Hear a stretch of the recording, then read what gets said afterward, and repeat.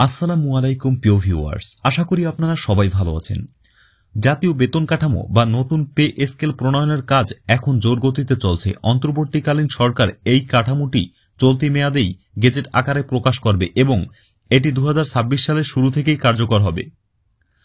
আজকের ভিডিওতে আমরা জানব নতুন কাঠামোতে সরকারি কর্মচারীদের জন্য মূল বেতন, ভাতা ও অন্যান্য সুবিধার ঠিক কি কি যুগান্তকারী পরিবর্তন আসছে। অর্থ মন্ত্রণালয়ের তথ্য বলছে, এই কাঠামোয় শুধু মূল বেতন নয়, চিকিৎসা, শিক্ষা ও পদোন্নতি সহ বিভিন্ন ভাতার বড় ধরনের পরিবর্তন আনার পরিকল্পনা রয়েছে। সাবেক অর্থসচিব জাকির আহমেদ খানের নেতৃত্বে গঠিত জাতীয় পে কমিশন আগামী ডিসেম্বরের মধ্যে সরকারের কাছে চূড়ান্ত সুপারিশ জমা দেবে। সবকিছু ঠিক থাকলে আগামী বছরের মার্চ-এপ্রিল থেকেই এই নতুন পে স্কেল বাস্তবায়ন শুরু হতে পারে। চলুন এবার দেখে নেই নতুন বেতন কাঠামোয় কি কি বিশেষ সুবিধা যুক্ত হচ্ছে। সরকারি চাকরিজীবীদের মূল বেতন উল্লেখযোগ্য পরিমাণে বাড়বে।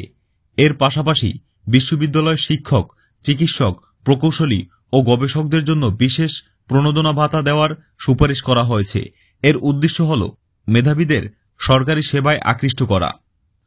বর্তমানে কর্মচারীরা মাসে মাত্র 1500 টাকা চিকিৎসা ভাতা পান। কমিশন এটি উল্লেখযোগ্য পরিমাণে বাড়ানোর প্রস্তাব দেবে। একই সাথে অবসর পরবর্তী সুবিধাও যুক্ত করার প্রস্তাব থাকছে।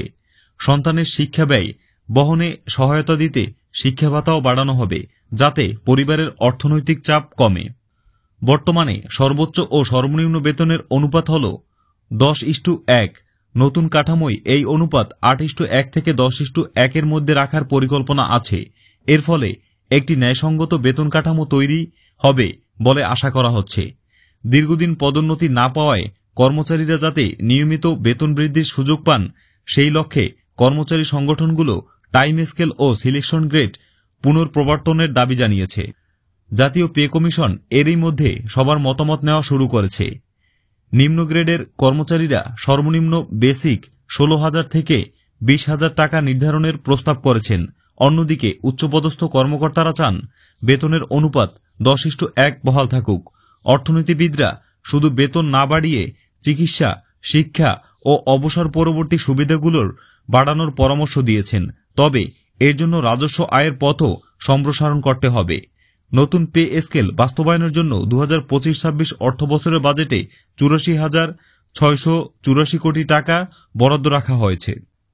তো ভিউয়ার্স, এই ছিল আজকের ভিডিওতে। আপনার মূল্যবান মতামত কমেন্ট বক্সে জানাতে ভুল করবেন না। যদি আমাদের ভিডিওটি ভালো লেগে থাকে তাহলে অবশ্যই একটি লাইক দিবেন এবং আমাদের চ্যানেলটি সাবস্ক্রাইব করে সাথেই থাকবেন।